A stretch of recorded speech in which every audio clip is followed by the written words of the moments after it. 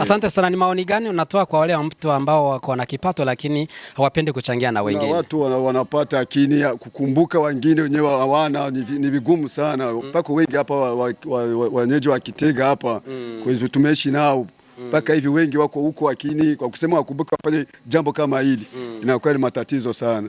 Lakini kwa utaasisi vraiment bwana, Mungu amweke kabisa, mbariki kabisa kwenye viko vinatoka hivi, ampe na vingine, amjalie kabisa, amzidishie. Amina. Tunashukuru kwa chakula mlichotupa kwa siku ya leo. Mwenyezi Mungu amweke, amuongezee riziki, amweke eba maradufu kabisa. Amina. Kwa paitoka kidogo na vingi vionekane. Tunasema asante, tunashukuru. Mwenyezi Mungu akupatie amani ya Mungu. Wavyakiriye gute kubona ashobora kwiyumvira mu kuba Islam kandi na watanu bwariwe? Nukuri atari umuyisilamu akora ikiba cy'urukundo nk'icyo, yaba abantu bose ugo rukundo nta muntu yoraye ubusa ari mu mafungo canke ari kibazo gihari mu gihugu, ugo rukundo rugakunda abantu bose kugira ntibashira imbere amadini, idini ko sizoshikana umuntu mu bwami bw'ijuru. Nibikorwa vyiza kora kiri ku isi. Tarisisi Hope Ministry TV ni umuryango washinzwe ugamije gufasha abakene, imfubyi n'abapfakazi batagira kirengera, abana baba mwibarabara, abasangwa butaka, abarwariye mu bitaro ndetse n'imfungwa. Nawe nimba hari umusanzu wifuza gutanga, duhamagare cyangwa utwandikire kuri izo nimero ziri kuri screen.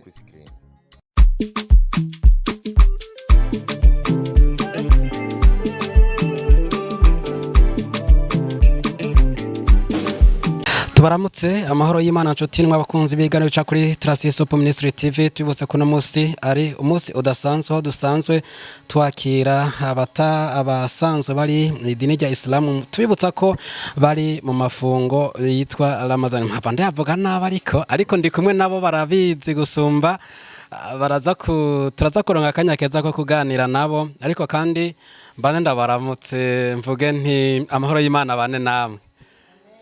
Muraza kunyigisha kujya kuntu baramukanya ngo salamu alaikum, ndabikunda ariko ntavyo nzi byarancanze, ariko muraza kubinyibutsa. Ariko narumvise ngo nindamukanyo y'amahoro, nico gituma nanje nacamvuga nta mahoro y'Imana bane namwe. Tugiye gutera mu nakanya gato. Jewe nitwa Prote Nkurikiye, bantazira turakingiwe, turi muri Ministeri ya Tarisisi Hope Ministry TV. Ndi umwe mu basanzwe bayihagarariye hano mu gihugu, murazi ko asanzwe ari mu gihugu ca Amerika. Niwe yateguye kano kaganuke mu ntumbero yo kwifatanya namwe mu mafungo murimwo ya mwezi mtukufu Ramadani. Nabishoboye nuko nyene. Ego rero tuza kuba turi kumwe n'uyu muvandimwe inyuma yuko tuweza kubashikiriza kagakemanyi, turaza gufata akanya tuganire kugira ngo nawe aze kubona yuko natwe nawe nutuzi kwakira neza abashitsi. Ico gituma mwabonye tufata amasanamu, ntimugire ubwoba sayo baza kudandaza ngo hava bagira ngo kandi nta numwe ari hano atinya ko baza kubona bazomubona muri video, ndibaza nta numwe arimo. Hari n'abana banyu bazoga yo mama namubonye baravye muri telefone. Navyo bari vyiza cane. Rero mwiyumva amahoro, turabakiriye hano iwacu kandi turabanezererewe. Ni gikorwa asanzwe akora kenshi, ntacangura amadini. Ministeri yacu ntirabi vy'amadini, ntirabi vy'amoko, ntirabi vy'imigambwe.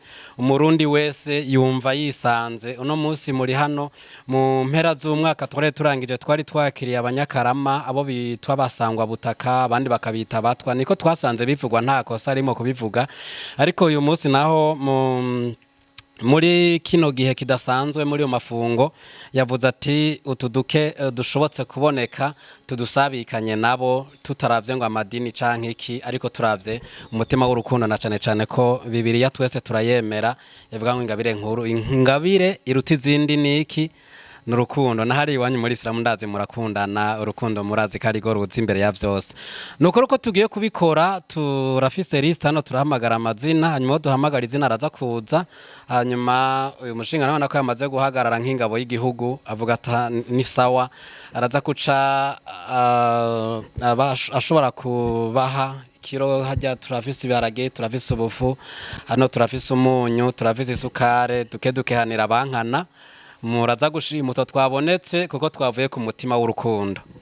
Nuko rero tutabatebeje kugira muce mwisubirira mu tundi dukorwa, na cane ko muba mufise yindi mirimo Imana yabahezagije gukora, nabandanya n'amafungo, tugira ko tunabipfuriza amafungo meza.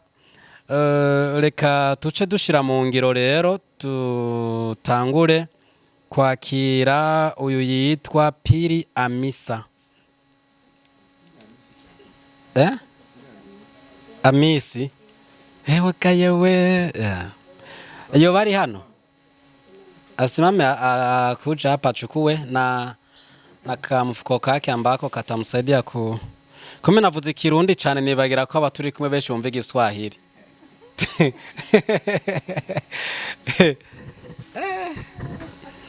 Karibu Amisi. Piri Amisi. Fika hapa. Turabipfurije amafungo meza. Tuduharagi. Tuze kubatemba neza. Udukojeje naka kaunga ni sawa. Go. Hanyuma uyo baritegura Zuwena Juma. Iyo baritegura.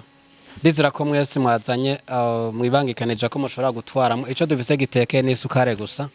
Ndizira bare babwiye ko mushobora kwa mwibangikanije kasashe mushobora gutwaramo. Nuko ari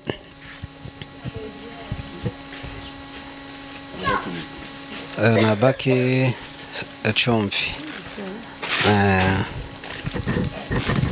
Sawa tubikore neza mu bwitonzi ntangere. Hajya bakurambere rero nabonye umutama hana mbwira amateka y'uwitwa umuntu nakuze nkunda w'umunyamuziki. Uriya mutama arakaze afise kahise keza muri music. Ndabivuze ko nanje sanzwe nkora music kandi turafise na studio dukoreramo ibiganiro. Ambwiye witwa Africa Nova nsanga ndamuzi. Arambwira mu ajya mutama ego tuzofata akanya ko kuganira nawe kandi ibintu bizorosheza kumera neza. Nuko bariko baraha Zuwena Juma turashobora kwakira Mama Rukia arashobora kwitegura no akaba arashika hano. Ego Tarasisi hapo ministry Ramba Tarasisi hapo ministry Komera kumikami yawe Ramba kurukundo kwawe Komera Tarasisi hapo ministry Ramba Tarasisi hapo ministry Komera kurukundo kwawe Ramba kumikami yawe Komera Tarasisi Hope Ministry Shirame ridaranira inyungu Shirame ry'umurundi w'Amerika afatikanyije n'umukobwa wiwe Tarasisi. Sawa turashobora kwakira kandi Mama ni Sania Mama Samia. Ego karibu nyina wanje kaze cyane nawe. Henze ngo ni Tanzania yonyine ifise Mama Samia natwe turamufise. Abatanzania banyene bamenye ko natwe mu Burundi tufise Mama Samia. Ni raisi. Umukuru w'igihugu ca Tanzania nige zina giye urumva natwe ko badufise mazina yiwe natwe abarundi gaturiyemera burya. Yumva ko natwe abarundi tuba dukaze tumeze neza. Afatikanyije n'umukobwa wiwe Tarasise Shaserine bakora ibikora inka birambire ibibagiriyo. Tubibutsa kandi ko Tarasise Hope Ministry idasanzwe yegukira idini canke ishengero na rimwe. Aya ni ministeri isanzwe ikora ibikorwa byo gushigikira imfuvyi n'abapfakazi abatishoboye bagwaye mu bitaro abashoboka ino ministeri ashobora kubashikako muri bike biba byashoboye kuboneka tukabisabikanya. Umukuramira yavuze gutanga so gufita vyinshi ahubwo n'umutima bikunze kuko ari abafita vyinshi ariko ugasanga umutima ntubikunze ko batanga n'ivyo bike vyinshi bafise. Ariko biciye muri Tarasisi Hope Ministry turakunda gusabikanya duke tuba twabonetse kandi n'umutima bikunze. Reka twakire rero Kabwe Bilenga. Kabwe Bilenga ni amazina rimwe na rimwe kubera ikirundi jenze ikirundi ca ruguru kuko namanutse vuba ikirundi ro sanga kicaki sanga kindoka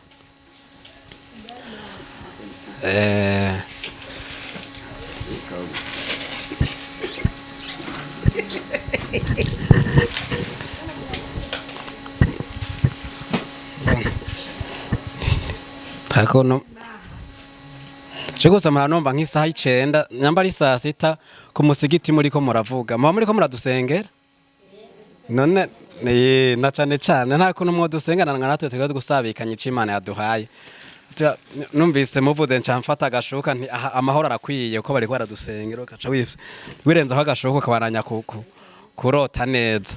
Reka tuce twakira Rahma Hamisi iryo ryo ndarishoboye kabisa karibu iryo ndarishoboye hanyuma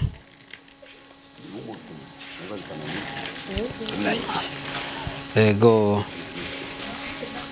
Jense gaje ikintu kimwe gusa kumenya gusenga kujya kuntu no kuramukanya ninde yemeye kugenda nyigishije basi Anzoza ku musigiti ayabonyirukana ntabisavye kare Niga baciye umugani ngo inyoni iguruka yisunze igiti wemeye kuzonjana ni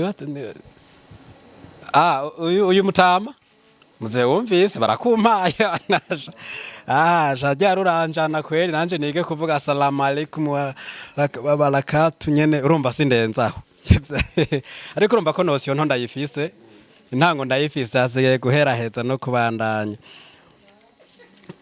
Inyuma ya Rahma Hamisi tuce twakira Zainabu Suleiman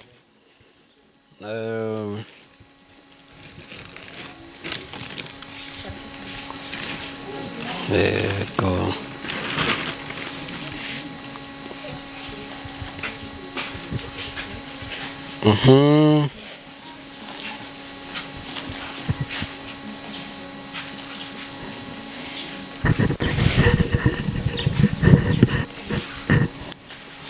nuko biba bimeze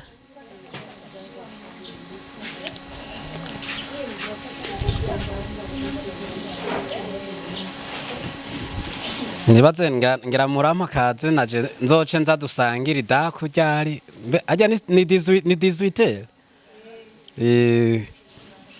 maraya agenda umwe mpekaze nze kudadusangira je namise mu muteka neza kenshi n'amaresitora tujya nayatekamwe abayisilamu ngo baze guteka neza burya kandi je vraiment ndazi ko batampenze no munsi ndaza kuvyirabira ku idaku ya 18 za kwa turi kumwe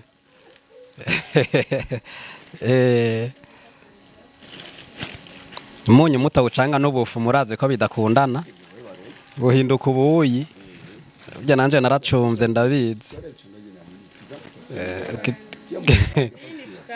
ni sukari sio nani sawa ubundi twakire Hamisa Rama Hamisa Rama arashobora kubanguka gashika hano mu gihe Fat Yusuf nawe aza kuba ariko aritegura kugira ngo bace bakurikirana san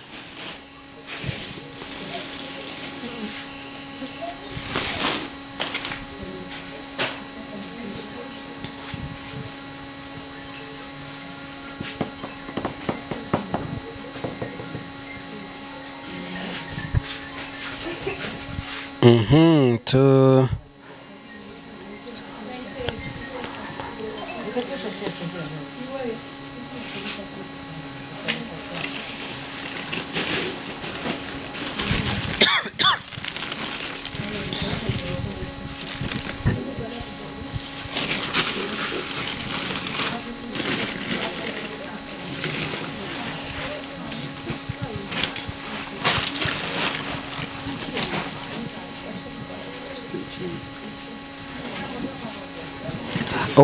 yitwa Rehema Kambo arashobora kuba aritegura akaca kurikira inyuma ya Yusuf narivutse ko ryananiye naritoye Cenga ryananiye. Ntaco sikiziye yumvise. Gano mbese bari pronounce je kuntu ngo ni Rehema Kambo. Romba mu rugo urumva ubutaha ntirizonanira nzoba namaze kuri maîtrise.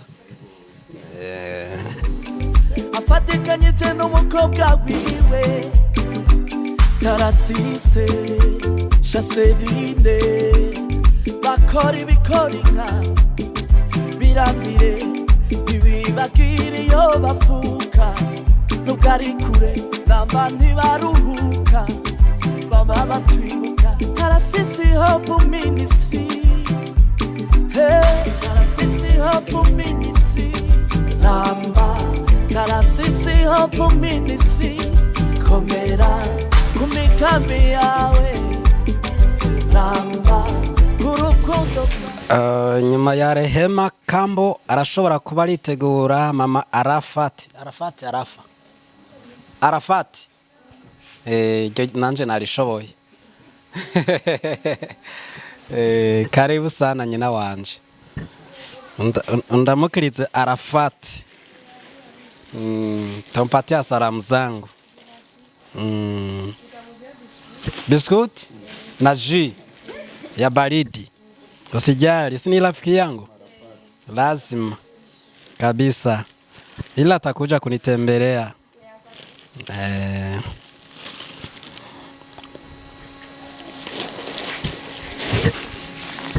namye mvuga amazina mukantwenga rino ryo mpava mu ntwenga ndahumiwe nuko nca nifashisha umwe mwampagiye kunyigisha kuramukanya kari mfasha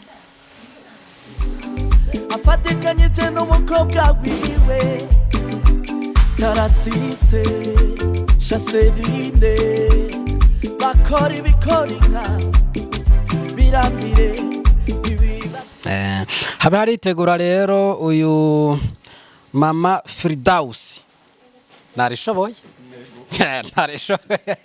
haje bonye mvuze izina nkaca ngira amakenga nkabanza kuraba ko mwantwenze banumva nyene umenga ryananiye ariko murakoze ko munyemereye ko narishoboye na salamu zangu zimufikie Firdaus kurukundo kwawe komera kurukundo kwawe namba kumikambi yawe komera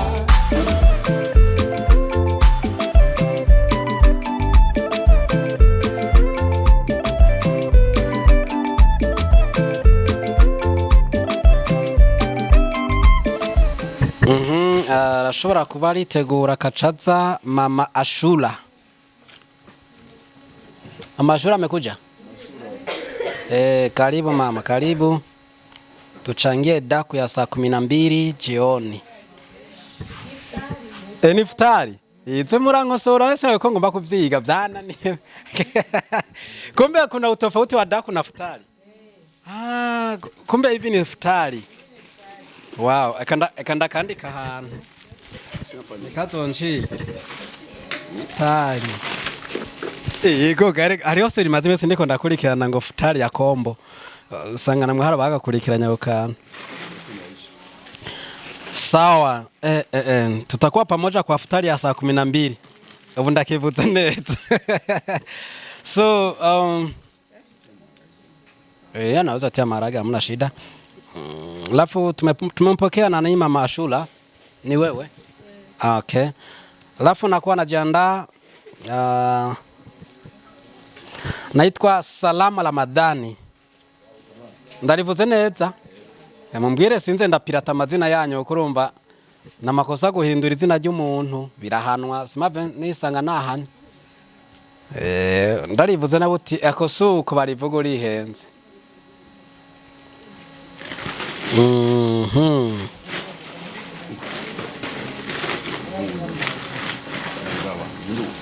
Duheje gutanga bibiri cenge kimwe kimwe. Igikombe wagize bibiri. Cyatuza kuba kimwe kimwe. Cyatuza kuba kimwe kimwe.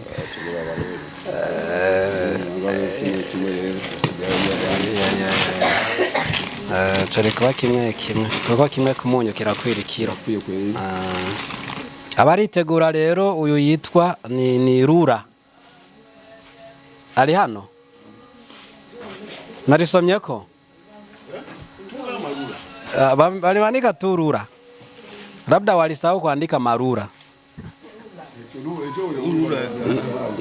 Ni huyu mzee wangu huyo. Walisahau hii marura. Pita pale mzee wangu, karibu sana. Ntubona rero, ntubona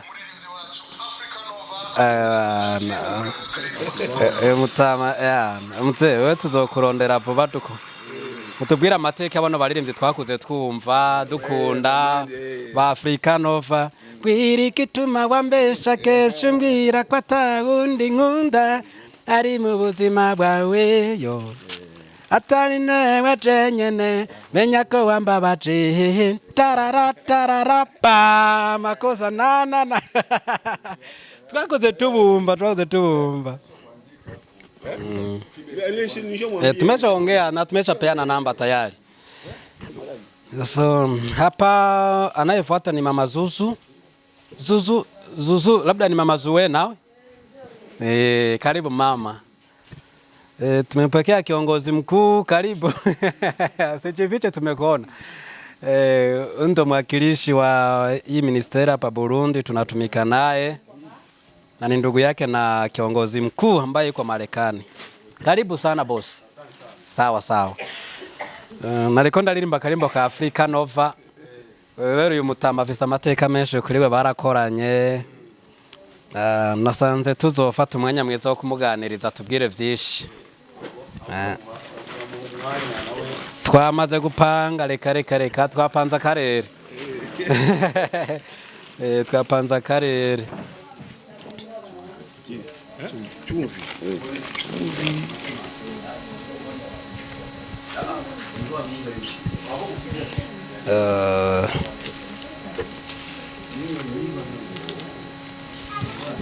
So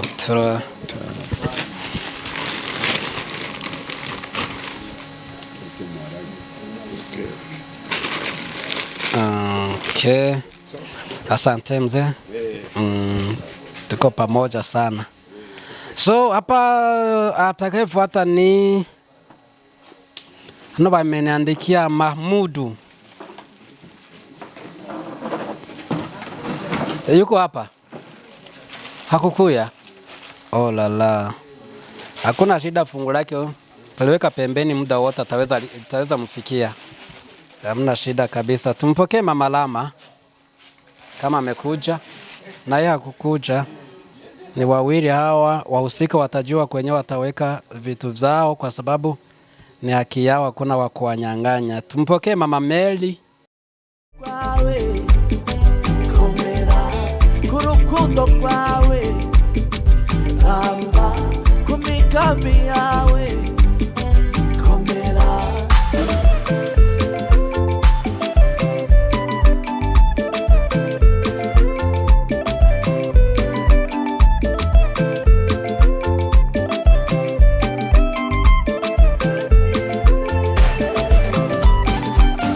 Ifasha imfuvyi n'abapfakazi, ifasha abagwariye mu bitaro batagira shinge na rugero, abasangwa butaka ikabambika, abasangwa butaka ikabafungurira, nikibagira abana bo ibarabara kanatsinda limitaeba naho nikora, ko biyungunganye ko bisanasane.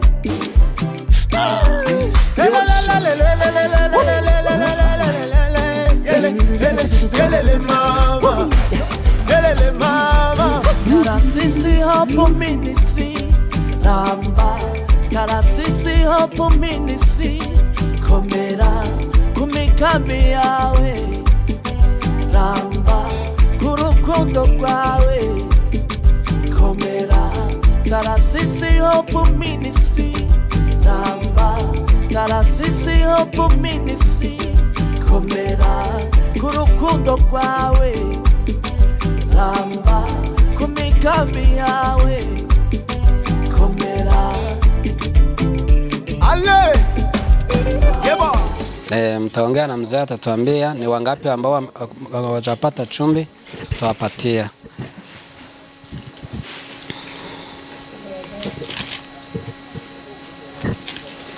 Hanyuma rero amaso ajya naho menga ndumujene ndashaje ariga amaso usanga yihenze. Hari umuntu yoba ari hana tumvise izina ryiwe tuba tutamagaye, twese twiyumvise amazina.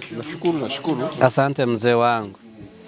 Yego rero kubera umwanya ari muto ariko turaza guha kanya abantu babiri, mu bapapa umwe, mu bamama umwe. Mugaba mama kubera rimwe muri beshi turagira babiri kamene.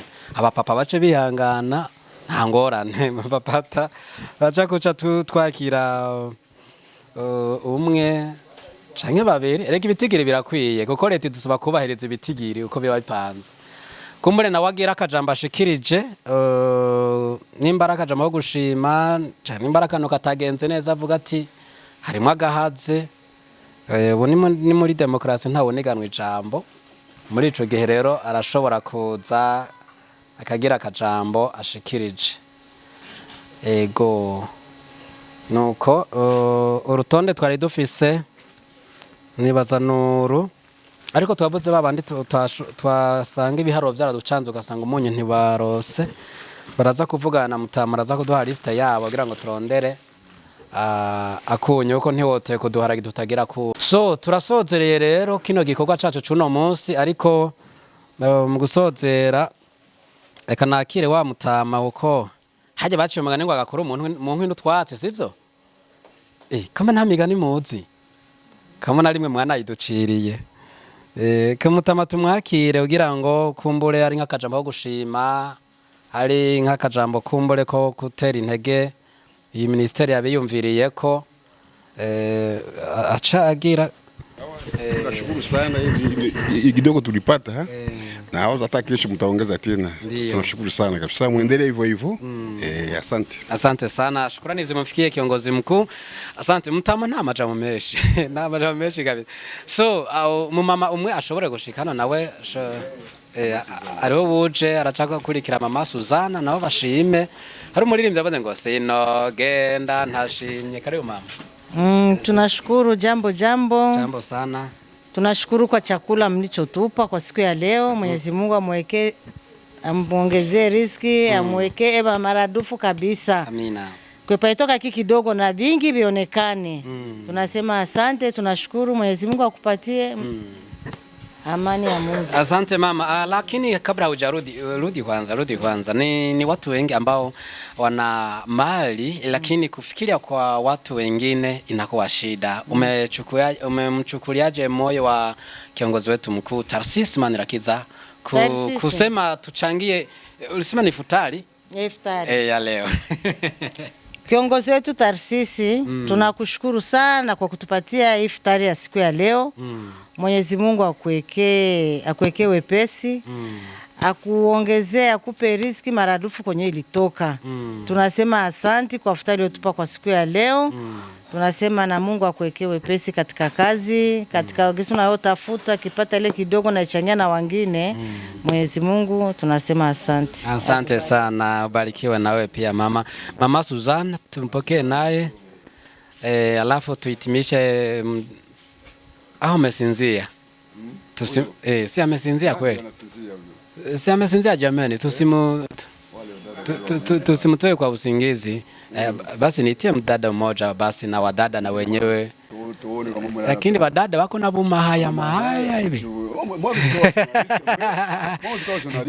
Na wengine unakuta wamesomea kazi hiyo. Zai karibu. Mimi nataka uende kwa usawa kumbe. Hamna lolote kabisa. Zai anaogopa. Zai njoo. Ni maneno mawili tu kwa anakuuliza tu basi. Kama kitu unashukuru tu. Mbona mkoona mfano kwa babu? Shukrani tu Zai. Njoo. So acha nimkute huko basi. Anaogopa nisimsumbue. Zai, si wanasema anaitwa Zai? Zai jambo. Ni kitu gani ambacho unaweza kusema kuhusu na iftari umepata leo? Tunashukuru sana kabisa, Mungu amjalie ametupatia kwenye ametoa apate wengine. Ndivyo tu, hakuna wengine. Asante sana. Acha nisiwachoshe kwa sababu nimekosa mtu ambaye anasema jambo tofauti na kushukuru, kwa sababu nyinyi wote nimeona umeshukuru. Acha na sisi kwa niaba ya timu yetu tunawashukuru sana kuitika wito wetu, na kuna wengine wakifika wakaona ni kitu kidogo wanasema utu ndo wametuitia kweli utu tudogo hivi, lakini na sisi tumefurahi na tumeshukuru, tumeona na moyo wa kushukuru kabisa. Na hiyo Mungu awabariki na muendelee mafungo mema na tukutane kwenye futari. Asante sana. Lakini kabla hatujamaliza na atuombee dua nani? Mzee, ni nani ambaye atatuombea dua? Tutuombee na Mzee atatuombea dua jamani.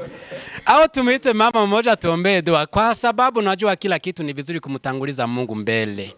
Kwa kumalizia kipindi cha leo cha kuchangia na ni vizuri ni nani ambaye Mama Suzana anala amerara ni nani? Aha, sawa. Hai, mnaomba na sisi tunajifunika ka blanketi na kashuka, tunasema hapa kweli wako wanatuombea. Tumeongea naye. Sawa. Acha tumalizie kazi yetu ya leo na maombi, si ndio? Sawa, karibu kwa maombi mama, tuombee. Ni makubwa nyinyi. Kama naomba mkialabu namna shida, hata mkiswahili hata vile mnasema sema ni juu sijui, kule mnasema Allahu Akbar sijui, ningejua mimi nimeshamaliza, ningekuwa nimeshamaliza. Lakini acha atuombee dua huyu mama. Sawa. Baba, tunashukuru kwa chakula alichotupa kwa siku ya leo, hatukuwa tunakitegemea. Tunasema asante, na aliyokitoa Mwenyezi Mungu ampe nguvu na mwekee kila kitu. Tunasema asante, mfuko uliotoka Mwenyezi Mungu aongezee maradufu.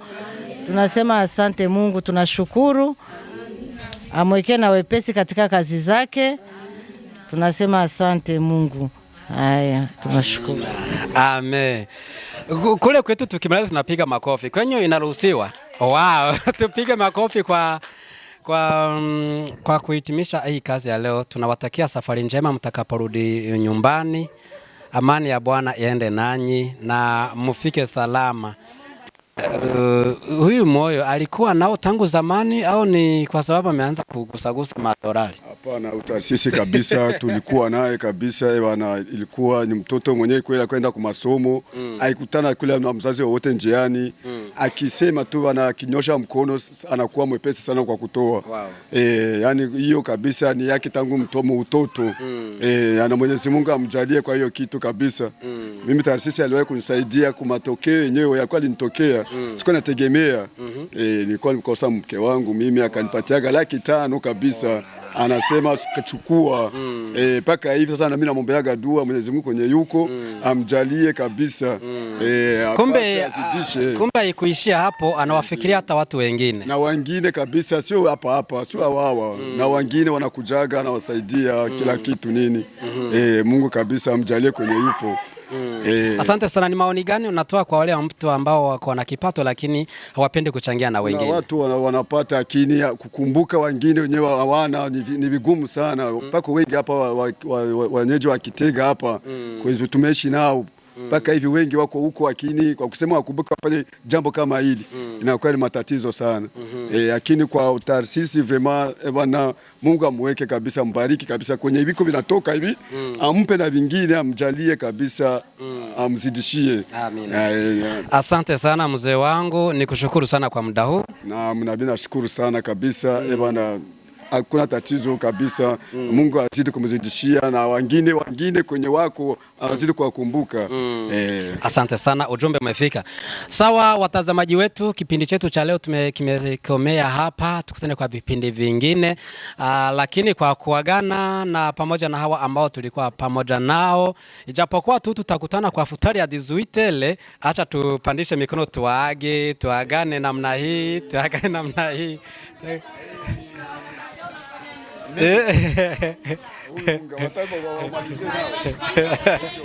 kwawe komera ku rukundo rwawe ramba ku migambi yawe komera. Nkuko mubibonye rero nyuma ya kino gikorwa hari abandi babibonye bafuze kugira ico babivuze ko hano ndi kumwe n'umutama hano gihe bino bikorwa vyariko birabera hano vyo gusangira n'abayisira bari mu mafungo tubaha ico bita hacyambwiye ngo ni futari. Mutama niho yari yabibonye. Mutama n'amahoro menshi cyane. Kino gihe wagihejeje kubera hano wakibonye gute? Yaba igikuba cy'urukundo n'imiryango mike n'amadini makagikora ubwo rukundo yaba mu mashengero cyangwa mu madini yose agikora nta bantu bo kwidoze ngo baramerewe nabi bari mu mafungo no kuri Imana ibaje imbere ibahezagire yongereza aho mwakuye mwakoze bikora inka urabona ko mwahaye abantu bakenewe no kuri turagishima cyane gose. Yego asante sana. Ministeri ya Transition Hope Ministry ntabwo yegukira amadini ariko kandi nta nubwo ari umuyisilamu. Wavyakiriye gute kubona ashobora kwiyumvira mu kuba Islam kandi nawe atanubwo ari we? Nukuri atari umuyisilamu akora ikiba cy'urukundo nk'icyo yaba abantu bose ugo rukundo nta muntu yoraye ubusa uri mu mafungo canke ari kibazo gihari mu gihugu ugo rukundo rugakunda abantu bose kugira ntibashira imbere amadini idini ko sizoshikana umuntu mu bwami bw'ijuru ibikorwa vyiza akora kiri kwisi. Yego gutanga ngo n'umutima si kugira byinshi ariho benshi bafise ariko batiyumvira ku bantu bakenye abo nabo batera kaye kama. Abo bantu bafise badatanga iminwe yugaye ntihezagirwa kandi gutanga nisaba kufise vyinshi n'urukundo umuntu yaravukanye mu muryango canke mu imbere y'abavyeyi biwe yafise urukundo iyo umusavye ikintu akibona gishoboka aragikora atarinze kubaza urya canke nkuriya. Ego niko bimeze mu miryango yose niko abantu tatuyumvira kumwe abantu bo baye benshi nkabo nta muntu yogize ikibazo mu gihugu. Urakoze cyane mu gusozera gira kajambo rero ubwiye Tarasisi umuyobozi mukuru wa Transition Hope Ministry ari nayo yatanze kano gakemanyi kuri bano bayisira bari mu mafungo ya hajya ni Ramazani. Ego tuvuga yuko Imana yomuhezagira ikamwongerera hakuye incuri y'igihumbi kuko umugisha ateye aba bantu ijya miryango yabajya abantu igendera musabira ku munsi ku isaha niko Imana itegerezwa niko twarategerezwa kubikora ariko ubwo rukundo twese turufise. Imana imuje imbere n'ababikoze n'ababiteguye n'ababihagarikiye bose ubwo rukundo rugume mu Barundi twaragwamanye kuva kera nuko gwatituze nibaza ko Imana duhezagira kukagumaho. Asante sana. Kino gikorwa gikoze ari umuntu umwe biciye muri ministeri yiwasanzwe aserukira coba cankiye he kuba amashengero atari ko aragikora igikorwa nk'iki? Organisation y'amashengero iratandukanye ntibavyumva kumwe ariko harimo afise ugo rukundo bivanye n'ingene intumbero y'uwo muntu afise ariko imigenzo y'imeze ariko yiyumvamwe abo bantu nibaza yuko ugo rukundo atari bose barufise. Amasengero arahari kandi arafise uburyo ariko ntibitanga cyo kimwe n'aba bakoze iki gikorwa. Yego habuze ikingo congerezwe kugira ngo nabo bayiteho ko natecene kwijambo ry'Imana bivuga ngo idini nyakuri n'igita imfuvye n'abapfakazi. Yego idini nyakuri n'igita imfuvye n'abapfakazi ariko urumva igikorwa gihari abantu basigaye bikunda cyane ntibakemenya ko hari abantu bashonje iyo ufise menya ko nundi atariye ushobora kumenya ko nawe ujya mu nyango uteye kubaho. Nico kibuze muri urwo rukundo rwonyene. Asante sana adusoze rutwibutsa akazina kanyu. Je ni Twadeo hanyuma tubona gishimye cyane gose kuko uyu muryango wakoze iki kintu ni ministeri n'abagihagarikiye bose turagishima cyane bose bugifata nkama byo bavyiza mu gihugu. Imana ibaheza. Amina. Asante sana Deo tugushimire urakoze kuduha kanya akacu nawo bandanye mererwa neza. Amina. Imana ibaje imbere namwe. Asante sana nuko tuze dusure duhure mu bindi biganiro bizokurikirana ubutaha. Bye. Tarasisi Hope Ministry TV ni umuryango washinzwe ugamije gufasha abakene imfubyi n'abapfakazi batagira kirengera abana baba mwibarabara abasangwa butaka abarwariye mu bitaro ndetse n'imfungwa. Nawe nimba hari umusanzu wifuza gutanga duhamagare cyangwa utwandikire kuri izo nimero ziri kuri screen.